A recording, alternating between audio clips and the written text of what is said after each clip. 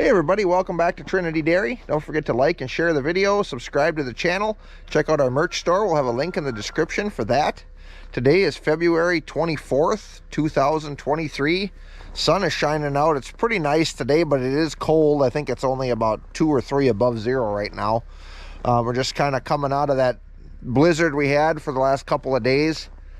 We didn't wind up getting too much here. It was pretty windy. We got some drifts in places that are pretty high, but I think we only got about 5, maybe 6 inches of snow, and it was pretty fluffy, so that wasn't bad. We've gotten the yard down here by the barn pretty well plowed out already. I got to make a couple runs up the driveway just to get some of the drifts. I actually wanted some of this to get packed down because we had so much ice from that rain we had gotten that it was so darn slippery to walk on, so it actually worked out kind of nice to let some of this pack down a little bit. But what we're going to do today, or this morning, or midday I guess it is now, I'm going to give the cows, I'm going to mix up a batch of silage and give them in the barn, because I don't think I'm going to be letting them out today just because it is cold. It's supposed to be warm after today now for the next few days, so they'll be going out quite a bit, but I don't want them to go out in this real cold. And if I do let them out, it'll just be for a little bit to stretch their legs, but other than that, they'll stay in. So Justin's in the barn sweeping up mangers now, cleaning out the old feed, and we'll get a batch of new stuff mixed up. I did want to show you guys something. A while back we did a video on our stock tank heaters, and I said that I had the one here that was a wood burning one, which is this one here. Since I did that video, I had also in the video mentioned that what I had started doing was, because our hot water in the milk house comes from our outdoor wood boiler, so I had been running warm water into this tank from that. Since I've been doing that, I have not had to run this heater. And you can see in this tank, I mean, there's no ice. I mean, there's a little bit of a skim of ice just over there, but that's been working perfectly. I wish I would have done that for the last, I don't know how many years I've had that wood boiler, but so I have not ran a tank heater in there at all since I did that last video. So for me, it works out really good because of the outdoor wood boiler. I've got plenty of my own wood. I mean, if you had to buy wood or something like that, probably be a different story, but for me, it's been working out real great. So just wanted to give you guys an update on that. We'll go in and see if Justin's got the mangers cleaned up yet, and then we'll get mixing up a little silage. Yep, got them all swept up. Load up the piles, and then this old silage that we take out, that just goes out for some of the older heifers to pick through. Really nothing wrong with it. It just, the milk cows are a little bit pickier, so they kind of pick through it and leave some of the coarser hay and stuff. But the heifers really like to pick through it. So we will go get the skid steer and get some silage. I'm just going to feed them. Normally at night we give a wheelbarrow full to 2 cows. I'm probably just going to give a wheelbarrow to 4 cows right now. So then by chore time this evening, they'll have that cleaned up, and then they can get their full batch again. Because if I give them a full wheelbarrow to 2 cows again, it's going to throw off our regular schedule. So we will get loaded up here.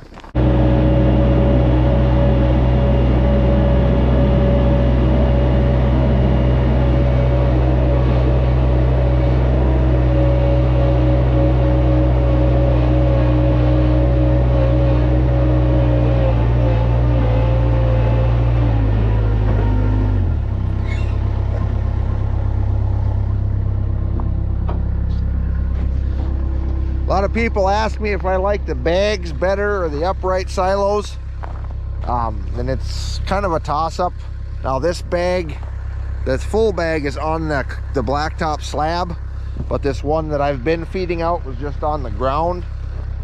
And when we got that inch of rain, I would have taken an upright silo anytime over trying to get into this bag with that mud. That was terrible, and I don't have tracks for that thing, so that makes it worse yet. But so in that case, I'd much rather have the upright silo. This one that's on the slab, that it makes a big difference having it on the slab. But I don't know, they both have their place. I can't say I really like one better than the other. If I had to put all of them on the ground, I would probably say the upright silo. But you know, like I said, they work good. You know, they're a good option if you don't have an upright silo. But this one here, I'd say we've got about 20 feet of it left. So it's lasted us quite a while. We're feeding milk cows out of here, and then the dry cows and heifers, I get them some every day, and then there's about probably 20 deer that eat out of here as well. So it's been holding out pretty good, but we will get some loaded up here.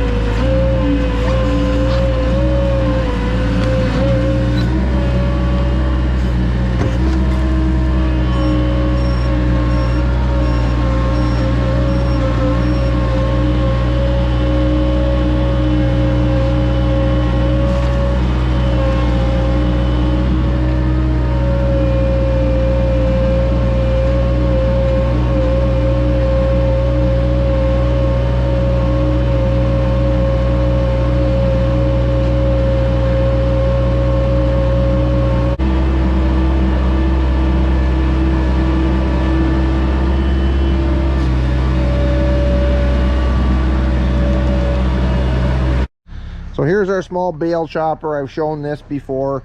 I'm just gonna grind up some hay with this to mix in the wagon with the silage. In the last video I showed this, I had said how I was starting the motor with a drill. I didn't show that, but that's what I had been doing. And that got the comment section pretty heated up for some reason, but whatever. Anyway, what happened was the recoil rope had broke. So I needed to chop hay that day. It was in the evening, and no place I could get a rope.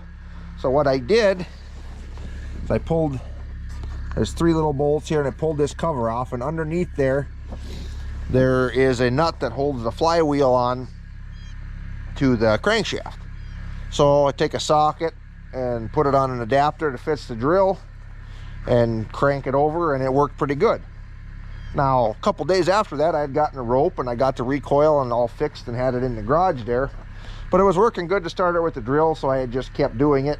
I put the recoil back on just because I wanted to make sure that it was working and stuff. And then also I put it back on. It was easier to start it with the drill in some ways.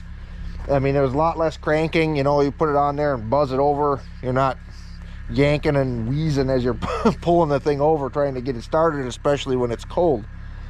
But it is also inside here, and of course you can't see it really, but there's a collar that sticks out when you pull that off.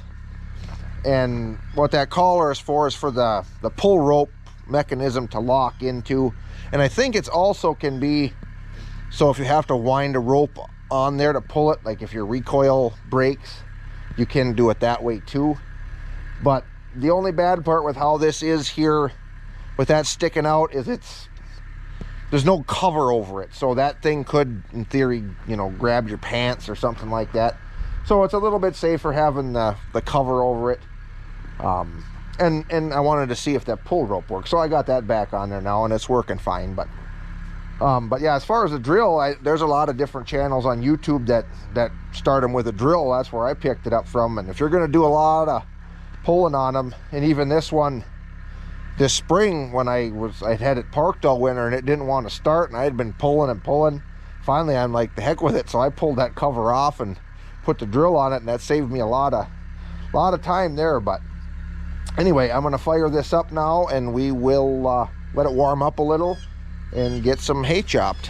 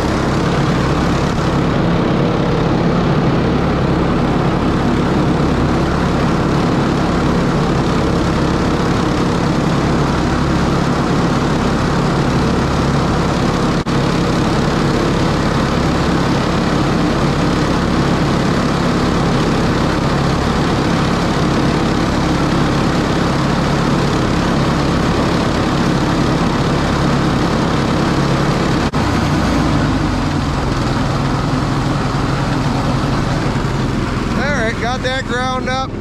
Justin's got the mangers cleaned in the bucket, so I'm gonna haul that out for the heifers. I'll take you along with that and we'll see how they're doing. I went and put fresh bedding out there yesterday for them, so they got a good place to lay down after we got that snow. So we'll see how that bedding pack is holding up. We got the manger sweepings all loaded up, a couple wheelbarrows full. Justin's gonna grab the gate for me and we'll haul them out there and check on those critters.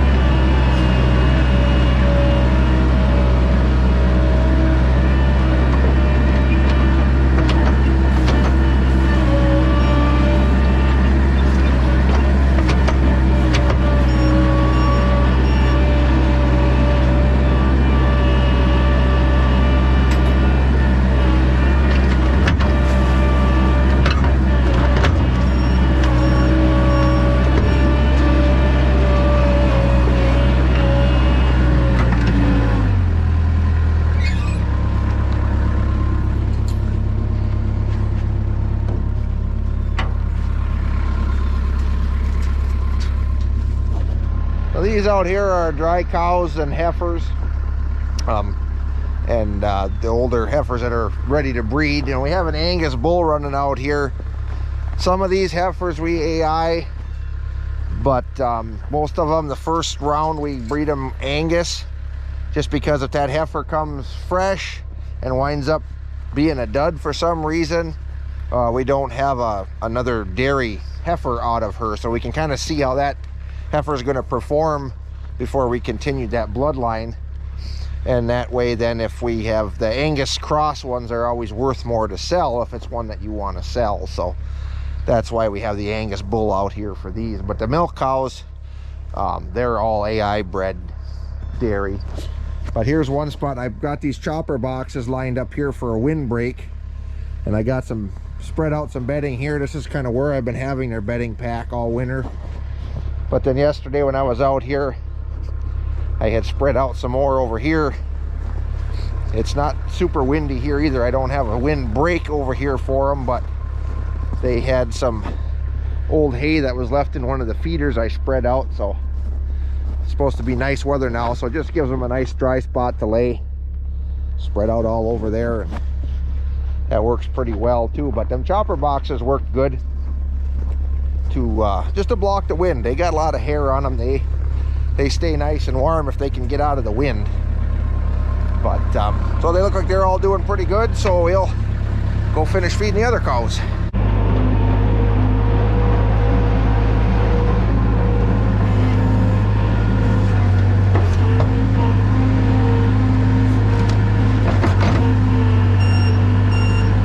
Shovels over there.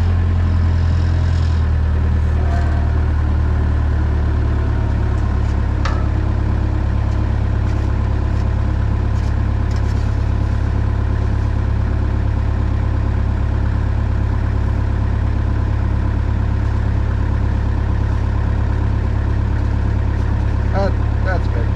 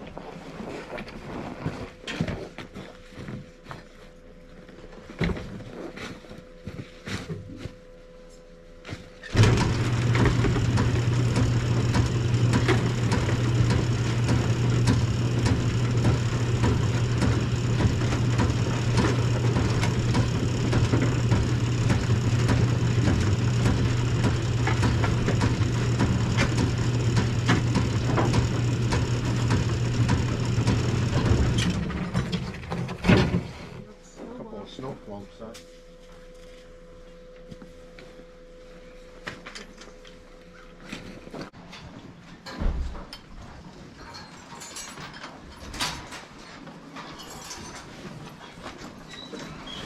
How is it, Amber?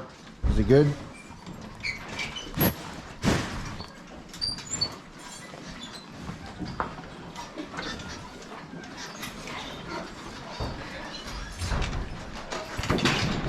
Well, it looks like they're enjoying it. Now I'm gonna run up and get some lunch, and then we'll probably come back down, and I gotta bed the cows too, so we can kind of show you how we bed them. Last time I showed, I was using that bedding chopper, but this other bale that I brought in now, that straw is chopped up really nice, so I don't have to run it through the chopper. So we've just been bedding them by hand, so once we come back down to do that, I'll show you some of that. All right, we're back in the barn here now. I was going to bed the cows. So this is our straw bale. It's just a big square. I showed that in the last bedding video we did, but like I was saying before, that last straw was pretty long. I had to run it through that chopper, and this one here is much better. So I'll show you kind of how that breaks up and how much nicer this bale is to work with than the rest of them were.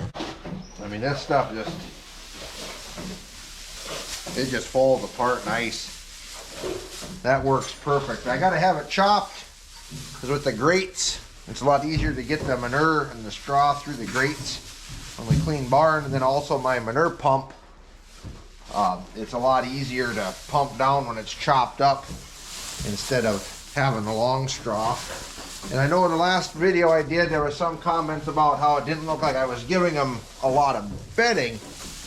And that's true. I don't bed them real heavy. The stalls do have rubber mats. So they have rubber mats.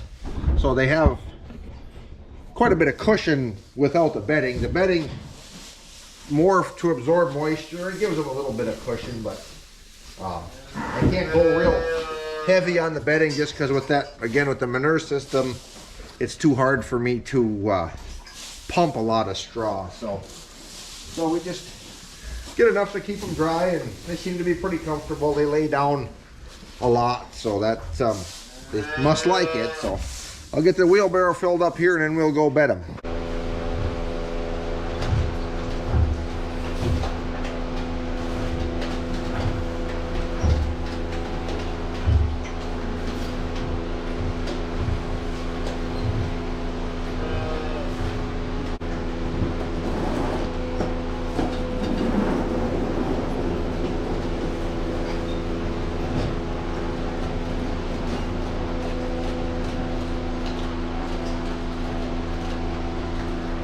And that's how we get them bedded this way. It takes me about 3 wheelbarrow loads to bed the whole barn, so that's not too bad.